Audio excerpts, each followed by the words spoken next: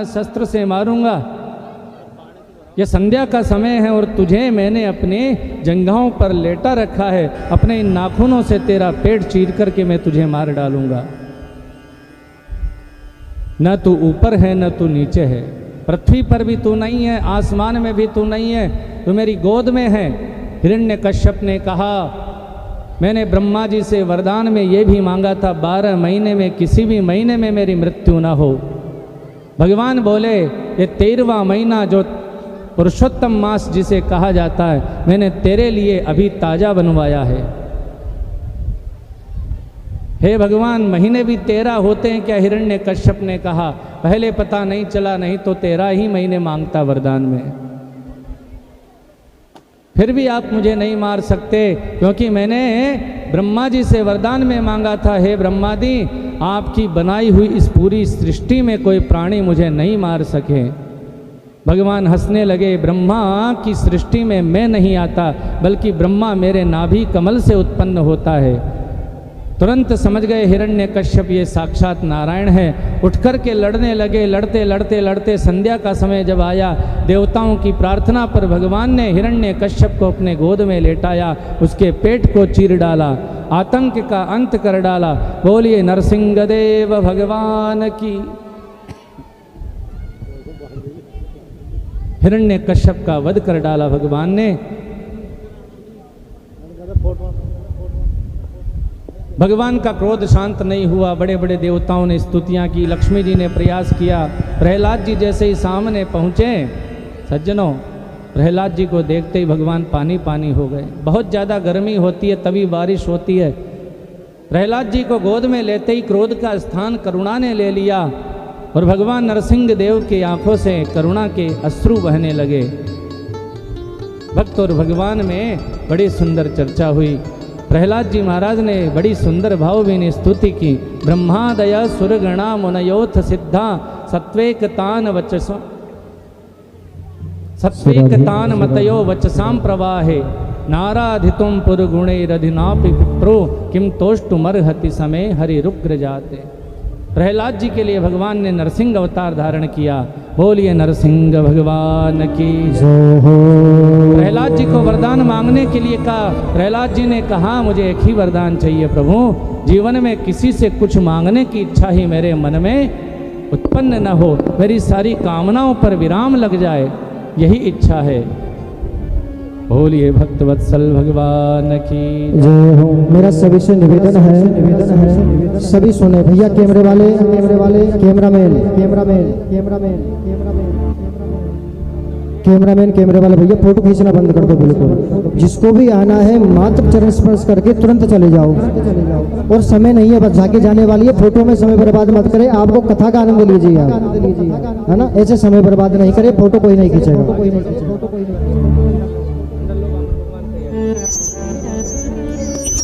और इस प्रकार से नरसिंह चरित्र का, नरसिंह अवतार की कथा का आपने बड़े प्रेम भाव से श्रवण किया।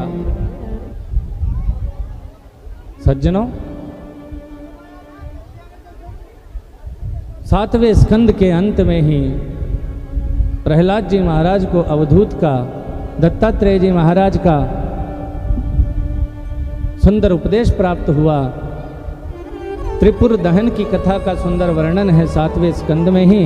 वर्णाश्रम धर्म का बड़ा सुंदर निरूपण किया है। 8वें स्कंद के प्रारंभ में एक गजेंद्र के लिए भगवान ने हरि अवतार धारण किया। अपने परिवार के साथ में स्नान करने के लिए सरोवर में गया था बंधुओं। एक ग्राह ने उसका पांव पकड़ लिया, सरोवर के भीतर खींचकर ले जा रहा था। उस ग्राह ने मानो आज उस गजेंद्र के काल का रूप धारण कर लिया हो। तिल भर सूंड बची थी मात्र, पूरा शरीर लगभग डूब चुका था। अपने सहयोगियों को याद किया, अपनी शक्ति का, सामर्थ्य का स्मरण किया, खूब ताकत लगाई। बालकों ने, पत्नियों ने भी बहुत प्रयास किया पिताजी को निकालने का, पति को निकालने का, लेकिन वो गजेंद्र बाहर नहीं निकला। और अंत में उसने देखा, सब मुझे संकट की घड़ी में छोड़ कर के जाने लगे हैं। और बंधुओं, उसने भगवान की स्तुति की, भगवान को पुकारा, बड़ा सुंदर गजेंद्र मोक्ष का वर्णन किया गया है। एवं व्यवसितो बुद्ध्या समाधाय मनोरथी जजाप परमं जाप्यम प्राग जगमन्यनुशिक्षितम। भगवान गरुड़ पर आरूढ़ होकर के आए। गरुड़ारूढ़ भगवान को देखा है गजेंद्र ने। सौंता सरश्रुबलेन गृहीत आर्तो दृष्ट्वा गरुत्मति हरिम खौपात चक्रम उत्क्षिप्य सांबुज करम गिरिमाह कृच्छा नारायणाखिल गुरो भगवन नमस्ते। अपने सुदर्शन चक्र से ग्राहक का सिर धड़ से अलग कर दिया, गजेंद्र को उबार लिया। बोलिए भक्त वत्सल भगवान की जय। और इसी अष्टम स्कंद में समुद्र मंथन की कथा का वर्णन किया गया है। एक बार की बात है, दुर्वासा मुनि का अपमान कर दिया, भगवान की प्रसादी माला का अपमान किया इंद्र ने। इंद्र को स्वर्ग से हीन होने का श्राप दे दिया दुर्वासा मुनि ने। त्रिलोकी पर राक्षसों का आधिपत्य हो गया, राक्षसों का अधिकार हो गया। भगवान की शरण में जब आए, भगवान ने कहा समुद्र में 14 प्रकार के रत्न हैं, उसमें अमृत भी रखा है। इस अमृत को प्राप्त करने के लिए तुम उद्योग करो, राक्षसों की सहायता लो। पूरी बात समझाई भगवान ने देवताओं को। देवता राक्षसों के पास में आते हैं, राक्षस सहयोग देने के लिए तैयार हो गए। सज्जनों, वासुकी नाग को देवताओं और राक्षसों ने रस्सी बनाया समुद्र मंथन के लिए। मंदराचल पर्वत को रई बना करके समुद्र मंथन प्रारंभ करने लगे। समुद्र मंथन का मतलब होता है सज्जनों मनोमंथन। अमृत के लिए प्रयास किया गया था, परंतु अमृत तो निकला नहीं, सबसे पहले जहर निकला। व्यापी हाला हलम विषम। समुद्र मंथन की कथा का तात्पर्य है मनोमंथन। जब हम मनोमंथन करना प्रारंभ करते हैं, हमारे हृदय में भी अमृत तत्व छुपा है। और भीतर जब मनोमंथन करते हैं तो सर्वप्रथम जन्म जन्मांतर की जो वासनाएं हमारे हृदय में विराजमान हैं, छुपी हुई हैं, इन वासनाओं का जहर हमें सर्वप्रथम दिखाई देता है। भोलेनाथ की कृपा से इस संकट का निवारण हुआ। बाबा ने अपने कंठ में उस गरल को, उस विष को धारण किया। 14 प्रकार के रत्न निकले सज्जनों। श्रीमणि रंभा वारुणी अमी शंख गजराज कल्पद्रुम शशि शेखर धनवंतरी विश्वव्याज। सुंदर सी स्त्री प्रकट हुई, साक्षात लक्ष्मी देवी। देवता चिल्लाने लगे हम लेंगे, राक्षस बोलते हैं हम लेंगे। लक्ष्मी देवी ने सबको फटकार लगाई, बोले शांति से लाइन लगा करके बैठ जाओ, मेरा स्वयंवर होगा, मेरी इच्छा से मैं वरण करूंगी। एक तरफ देवताओं की लाइन लग गई, एक तरफ राक्षसों की पंक्ति बैठी है। एक तरफ साधु महात्मा बैठे हैं। देवताओं की ओर लक्ष्मी जी ने देखा, विचार किया, है तो बड़े धर्मात्मा परंतु बड़े डरपोक हैं, मेरे स्वामी नहीं हो सकते। राक्षसों की ओर देखा, विचार किया लक्ष्मी जी ने, है तो बड़े वीर परंतु अधर्मी हैं। संतों की पंक्ति में दृष्टिपात भी नहीं किया लक्ष्मी जी ने।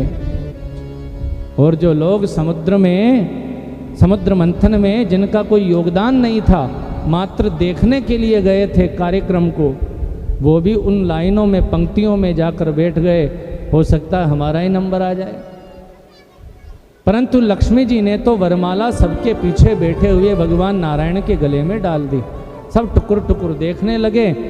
दुल्हन ले गए लक्ष्य निवासा, भगवान लक्ष्मी नारायण हो गए। लक्ष्मी जी नारायण के साथ ब्याही। और बंधुओं, अनेक रत्न निकले। अच्छे श्रवा घोड़ा राजा बलि को दे दिया गया। कल्प वृक्ष स्वर्ग में भेज दिया गया। ऐरावत हाथी को देवराज इंद्र को दे दिया। चंद्रमा शिवजी को दे दिया। कौस्तुभ मणि भगवान नारायण को अर्पण कर दी। गौ माता के 5-5 रूप समुद्र मंथन से प्रकट हुए। और सज्जनों, सबसे अंत में अमृत का कलश लेकर धन्वंतरी भगवान प्रकट हुए। राक्षसों ने सोचा लाइन लगाने के चक्कर में वो लक्ष्मी हाथ से छूट गई, अब लाइन लगाने का चक्र खत्म। तुरंत दौड़े हैं राक्षस और धनवंतरी भगवान के हाथ से ही वो अमृत का कलश छुड़ा लिया और अनंत आकाश में लेकर उड़ गए। देवता टुकुर टुकुर देखने लगे, भगवान से प्रार्थना की, विनती की। भगवान नारायण ने मोहिनी अवतार धारण किया, राक्षसों की बुद्धि भ्रमित कर दी। भगवान ने ऐसी मति खराब की, सारा का सारा अमृत देवताओं को पान करा दिया। सूर्य चंद्रमा के बीच में राहु दैत्य आकर बैठ गया। भगवान ने अमृत पान करने के बाद उसका सिर धड़ से अलग किया, परंतु उस भगवान ने विचार किया अमृत पी चुका है, ये मरेगा नहीं। और नवग्रहों में स्थान मिला राहु केतु को। और बंधुओं, मोहिनी रूप को देखने के लिए बाबा महादेव भी पधारे। बड़ा सुंदर अद्भुत रूप धारण किया मोहिनी का। और इधर राक्षसों के राजा बलि ने अपने गुरु शुक्राचार्य जी से निवेदन किया, अब तो राक्षसों ने अमृत पान का जो अवसर था वो भी गंवा दिया। गुरुजी, देवताओं ने सारा अमृत पी लिया छल कपट से, अब क्या होगा हम लोगों का। शुक्राचार्य जी बोले, स्वर्ग पर अपना आधिपत्य जमाना चाहते हो तो हे बलि, धर्म करो, यज्ञ करो। यज्ञ के बहाने तुम्हें स्वर्ग की पुनः प्राप्ति हो जाएगी। सुंदर सुंदर यज्ञ अनुष्ठान प्रारंभ कर दिए। गुरु की संतों की सेवा करने लगे राजा बलि। गुरुजी ने आशीर्वाद दे दिया, जाओ बेटा, मेरा आशीर्वाद है, चढ़ाई कर दो स्वर्ग पर। गुरु के आशीर्वाद से बलि ने केवल स्वर्ग लोक को ही नहीं, तीनों लोकों को अपने अधिपत्य में वापस अपने अधिकार में कर लिया। देवता मारे मारे फिरने लगे। कश्यप मुनि से उनकी पत्नी माता अदिति ने बड़ा निवेदन किया। कश्यप मुनि ने अनुष्ठान बतलाया, पयोव्रत नाम का अनुष्ठान बया निवेदन नियम से, नियम पूर्वक माता अदिति ने संपन्न किया। और इस तप के, इस अनुष्ठान के परिणाम स्वरूप भाद्रपद की शुक्ल पक्ष की द्वादशी तिथि के दिन भगवान नारायण वामन रूप से माता कश्यप अदिति के आंगन में प्रकट हो गए। वामन अवतार धारण कर लिया भगवान ने। बोलिए वामन भगवान की जय। वामन अवतार धारण करके अपने गुरुजी के पास में प्रणाम करते हैं। किसी ने छत्र अर्पण किया वामन भगवान को, किसी ने भिक्षा अर्पण की, किसी ने भिक्षा पात्र। भिक्षाम भगवतीम दद्यात्, अपने गुरुजी को भिक्षा अर्पण करने के लिए आए। गुरुजी ने कहा, सच्ची भिक्षा तो हम तभी समझेंगे जब राजा बलि के द्वार पर आप त्रिलोकी की भिक्षा लेकर आओगे। भगवान अपने माता पिता गुरुदेव को प्रणाम करके राजा बलि के यज्ञ मंडप पर द्वार पर पहुंच गए। बलि ने वामन भगवान के सौंदर्य को देखा तो देखते ही रह गए, पानी पानी हो गए भगवान के त्याग को, तपस्या को देखकर। वामन भगवान के माथे पर ब्रह्म तेज झलक रहा था। हवन के बीच में से उठ करके आ गए, चरणों में प्रणाम किया वामन भगवान को। क्या सेवा करूं आपकी। वामन भगवान बोले, मैं तो किसी से कुछ लेता ही नहीं हूं। ये लोभ बड़ा भयानक शत्रु है। आज यदि 1 लाख रुपए किसी से ले लिए मैंने दान में, कल 10 लाख रुपए लेने की इच्छा होगी। लाभेन वर्धते लोभ है, इसलिए मैंने तो लेने देने का काम ही समाप्त कर दिया। बलि, किसी से कुछ नहीं लेता मैं। राजा बलि बोले, नहीं, मुझसे कुछ सेवा स्वीकार करनी पड़ेगी आपको। मैं बड़ा ब्राह्मणों का सेवक हूँ। मेरे द्वार पर कोई ब्राह्मण आ जाता है तो वो बिना लिए वापस नहीं जा सकता।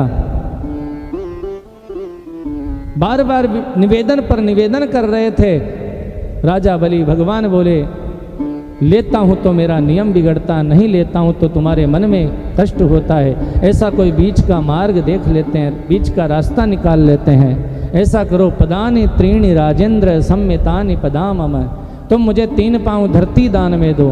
राजा बलि तो जोर से हंस पड़े, तुम्हें मांगना भी नहीं आता ब्राह्मण देवता। मेरे जैसे त्रिलोकीनाथ, मेरे जैसे सम्राट के पास में आकर के तुमने मांगी तो 3 पांव धरती मांगी बस। अरे और ज़्यादा मांग लेते। नहीं नहीं, हमें मात्र 3 पांव धरती चाहिए। मेरे राक्षसों से नपवा देता हूँ, 10, 20, 50 बीघा जमीन नाप देंगे। नहीं नहीं राजा बलि, मुझे 3 पांव धरती देना है तो मैं तुमसे कहे देता हूँ, मैं अपने पाँव से नापूंगा 3 पांव धरती। बलि तैयार हो गए, ठीक है महाराज, जिसमें आपकी राजी हो उसी में मेरी राजी है। भगवान धीरे से मुस्कुराए। वामन भगवान बोले, राजा बलि, ब्राह्मण को दान देना नहीं आता तुम्हें? पहले संकल्प किया जाता है। संकल्प की बात सुनकर राजा बलि पानी पानी हो गए। क्या संकल्प करूं? 3 पांव धरती का। भगवान जहां से आपकी इच्छा हो वहां से नाप लो। 3 पांव के बजाय आप 6 पांव धरती ले लो। कौन मना करता है? मेरी इच्छा होती है मैं आपको अपना सर्वस्व दान कर दूं, सब कुछ लुटा दूं आपके चरणों में। आप क्यों संकोच करते हैं भगवान? वामन भगवान बोले, नहीं नहीं, बिना संकल्प के हम नहीं लेंगे। संकल्प को लेकर जिद चल रही थी। शुक्राचार्य जी ने वामन भगवान की ओर ध्यान करके देखा, आंखें बंद की। शुक्राचार्य जी महाराज को चतुर्भुज नारायण का दर्शन हुआ। वामन रूप में चतुर्भुज नारायण का दर्शन हुआ।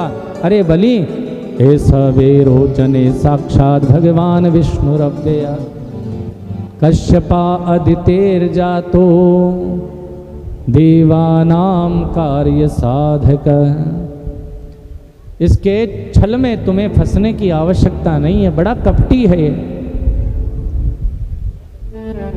ये साक्षात नारायण है। 3 पांव का यदि तुमने संकल्प कर लिया, 2 पांवों से संपूर्ण त्रिलोकी को नाप देंगे ये। तीसरा पांव देने के लिए तुम्हारे पास में कोई स्थान नहीं बचेगा, कोई धन संपत्ति नहीं बचेगी तुम्हारे पास देने के लिए। इसलिए कह दो कि बाद में आना पंडित जी महाराज, बाद में देखेंगे। राजा बलि पानी पानी हो गए। गुरुजी, भगवान मेरे द्वार पर खड़े हैं और आप कहते हैं मैं झूठ बोल जाऊं, मैं अपने वचन से मुकर जाऊं, ऐसा कभी नहीं हो सकता। अरे गुरुजी, मेरे तो दोनों हाथों में लड्डू हैं। यदि कोई ये साधारण ब्रह्मचारी बालक है तो 3 पांव से 3.25 पांव भी नहीं लेगा, और यदि ये कोई साक्षात नारायण है साक्षात, तो सारी दुनिया यही कहेगी कि नारायण भगवान भी राजा बलि के द्वार पर मांगने के लिए गए। मैं इस अवसर से चूक नहीं सकता, अपने वचनों से मुकर नहीं सकता। बलि गुरु तजो कंत ब्रज वनितनि। गुरुदेव श्राप दे करके चले गए। संकल्प किया है, जल निकालने लगे भगवान कमंडल से। गुरुदेव जी का हृदय फिर से पिघल गया। छोटा सा रूप लेकर के कमंडल की नली में बैठ गए, आकर छुपकर। जल निकल नहीं रहा था, बार बार भगवान प्रयास कर रहे थे। इतने में भगवान ने ध्यान किया, पता चला है तो गुरुजी भीतर जा बैठे। कुशा का तिनका लेकर के भीतर जैसे ही चलाया, गुरुजी को बड़ी पीड़ा हुई। एक आंख वाले हो गए गुरुजी, एक नेत्र चला गया गुरुजी का। श्राप देकर के बलि को श्रीहीन हो जाओगे तुम, ऐसा श्राप देकर के चले गए हैं राजा बलि। बड़े प्रसन्न है महाराज बलि। महाराज, जहां से आपकी इच्छा हो नाप दो। भगवान ने अपना पहला चरण बढ़ाया। भू भुव स्वः मह जनः तपः। ब्रह्मलोक को पार करके आकाश गंगा की परत से जैसे ही भगवान के चरण का नख टकराया, आघात हुआ, उस परत में जल की एक सुंदर सी निर्मल धारा निकली। उसी निर्मल जल की धारा से ब्रह्मा जी ने भगवान के चरणों को धो लिया, उस जल को अपने कमंडल में धर लिया। बोलिए भगवती गंगा महारानी की जय। 2 पांवों में संपूर्ण त्रिलोकी को नाप दिया भगवान ने। भगवान सामने आकर खड़े हो गए। कहो त्रिलोकी के नाथ, बताओ अपना तीसरा पांव कहाँ पर रखूं? जो अपना वचन पूरा नहीं करता वो नरकगामी होता है। राजा बलि बोले, मुझे स्वर्ग नरक की परवाह नहीं, मुझे मुक्ति की भी अभिलाषा नहीं, मुझे चिंता है तो मात्र अपने वचन की। मेरे वचन पूरे हो जाए बस। मैं आपसे पूछना चाहता हूँ, धन बड़ा होता है कि धन का मालिक बड़ा होता है? दान बड़ा होता है या दाता बड़ा होता है? भगवान बोले, अरे बलि, दाता दान से 1 नहीं 100 गुना बड़ा होता है। हे भगवान, आपने अभी तक मेरे धन को, मेरी संपत्ति को नापा है। आप अपना तीसरा चरण मेरे माथे पर पधराइए। जैसे ही भगवान ने अपना तीसरा चरण बलि के मस्तक पर विराजमान किया, भगवान वामन के आंखों से करुणा के अश्रु बहने लगे। अरे बलि, मैं आया था तुझे लूटने के लिए, पर तेरे प्रेम ने मुझे अपना दास बना लिया। मैं आया था तुझे छलने के लिए, पर तेरे त्याग ने मुझे छल लिया। मैं तुझे त्रिलोकी वापस देता हूँ। राजा बलि बोले, यदि मुझे त्रिलोकी को वापस लेना होता तो मैं आपको देता ही क्यों? मैं अपने गुरुजी की बात ही नहीं मान लेता। हे भगवान, वस्तुतः इस संसार में जीव का अपना कुछ भी नहीं है, सब कुछ आपका ही है। ये जीव को व्यर्थ का अभिमान हो जाता है कि ये वस्तु मेरी, ये वस्तु मेरी। पदीयम वस्तु गोविंद तुभ्यमेव समर्पयेत। मैंने त्रिलोकी आपको दान करके कोई एहसान नहीं किया भगवान, मैंने आपकी वस्तु को आपको ही अर्पण कर दिया है। इसमें मेरा अपना कुछ नहीं है। कोई व्यक्ति गंगा जी में जाकर स्नान करे, स्नान करने के बाद गंगा जी से एक लोटा जल का भर लेवे और गंगा जी को जल अर्पण करने के बाद मन में अभिमान करे कि मैंने गंगा जी को एक लोटा जल अर्पण किया है। उस मूर्ख से कोई पूछे, अरे भैया तू एक लोटा जल लाया कहाँ से था? उन्हीं गंगा जी में से तूने जल लिया था। उसी प्रकार से मेरा मुझ में कुछ नहीं, जो कुछ है सो तोर, तेरा तुझको सौंपते क्या लागत है मोर।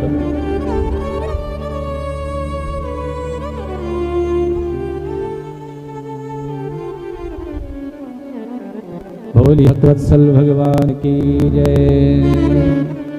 ओ तेरे द्वार खड़ा भगवान, भगत भर रे जोड़ी, भगत भर दे रे जोड़ी। हे द्वार खड़ा भगवान, भगत भर रे जोड़ी, भगत भर दे रे जोड़ी। हे द्वार खड़ा भगवान, भगत भर रे जोड़ी, भगत भर दे रे जोड़ी। तोर होगा बड़ा वो तेरा होगा बड़ा एहसान, कि युग युग तेरी रहेगी साथ। भगत भर दे रे जोड़ी, भगत भर दे रे जोड़ी। ओ तेरे द्वार खड़ा भगवान, भगत भर दे रे जोड़ी, भगत भर दे रे जोड़ी।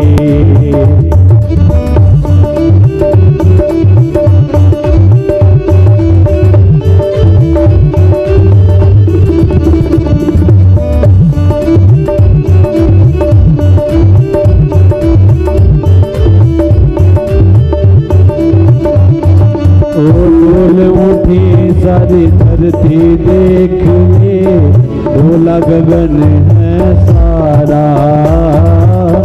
डोल उठी सारी धरती देख ले, डोला गगन है सारा। भीख मांगने आया तेरे दर,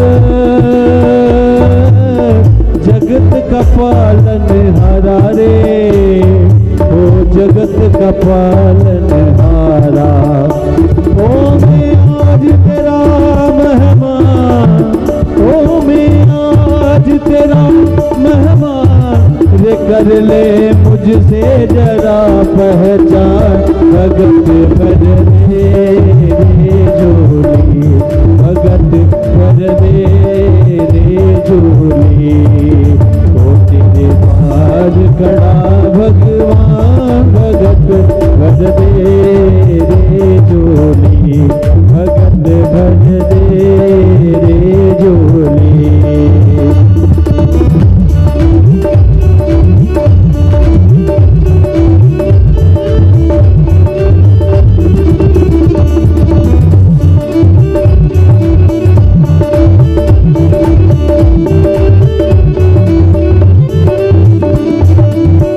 आज लुटा दे सर्वस्व अपना, मान ले कहना मेरा। आज लुटा दे सर्वस्व अपना, मान ले कहना मेरा। तेरा जन्म मरण का मेरा रे, वो जन्म मरण का मेरा।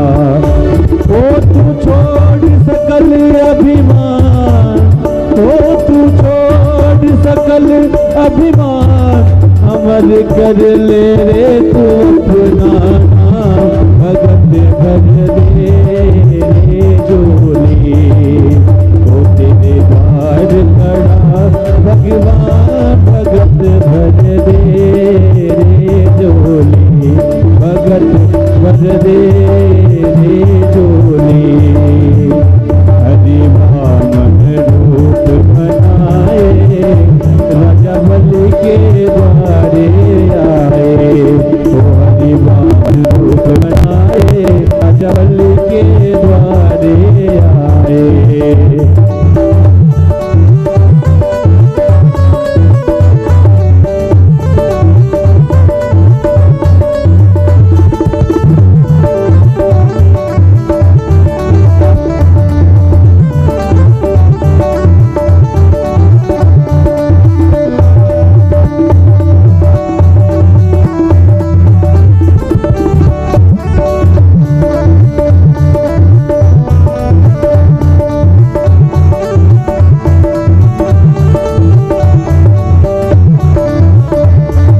छोटे छोटे हाथ, इनके छोटे छोटे पाँव, इनके छोटे छोटे हाथ, इनके छोटे छोटे पाँव, हाथों में कमंडल सुहाए, रजबल के द्वारे आए, ओ हरि बामन रूप बनाए, रजबल के द्वारे आए, ओ हरि